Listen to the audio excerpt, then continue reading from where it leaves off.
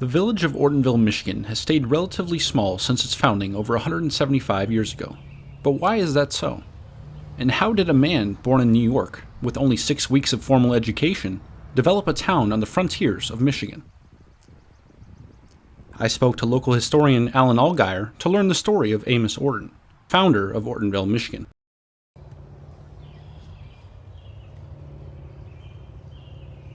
Amos Orton is born in New York, just north of Albany, in a place called Hadley Falls.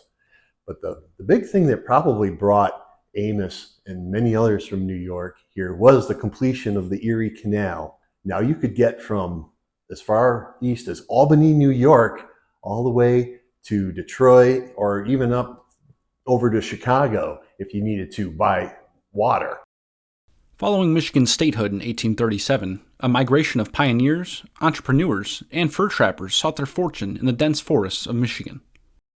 In 1839, he did travel that Erie Canal and came over to Detroit, got a team of oxen, and then came all the way up here to Groveland, Brandon Township. This was not random that he came here. When he was in New York, he saw railroad plans. They were thinking that they would be putting the railroad right through this area. So if he were to develop his idea for a business and prosperity here in this spot, then eventually the railroad picks up. Very specifically, he made his mark by building the mill pond in 1848. It's a real center of activity around a mill pond. Now that you have a mill pond and you can draw off of it, you can power shops, you can power grist mills and sawmills and planing mills. You can cut ice in the winter. You have a controlled flow of water. That becomes really the energy for the 1830s, 1840s, 1850s. He did also start buying up property, and he built this grist mill, he built the blacksmith shop, he built stagecoach stop, country store, all right in this area. He was not the first who was here. The Huff family was already here, the Hummers, Seymour. These names that we see on the streets and the lakes, those people were already here when Amos came here. Orton would continue to build up the community, even advocating for the U.S. Postal Service to make his village a stop on the route, officially making him Ortonville's first postmaster. And you give a name to a post office.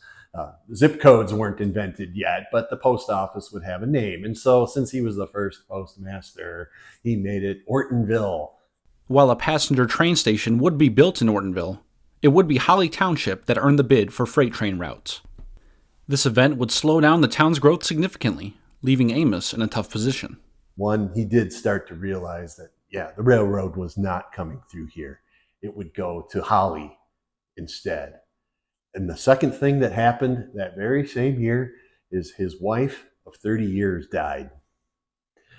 Sarah Prosser was her name. He married her in New York before they even came here. Had 2 kids with her in New York that he had brought here, and then had 4 more children when he was here.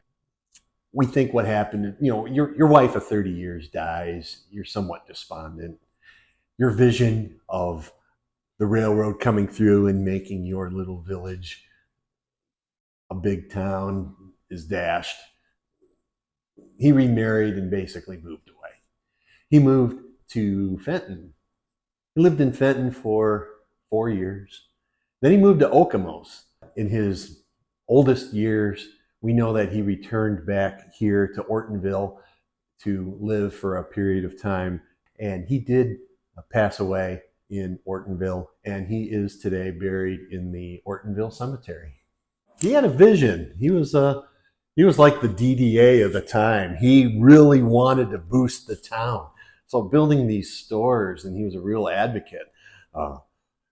Building the buildings, the stores, he was supervisor of Brandon Township for a while, and of Groveland Township, maybe even at the same time. I mean, where Ortonville is really on the border of the two, between the two townships. Ortonville's become the big town. So he was a real advocate of the area.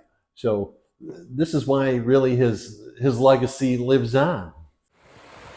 In Ortonville, I'm Griffin Machrowicz, OTV.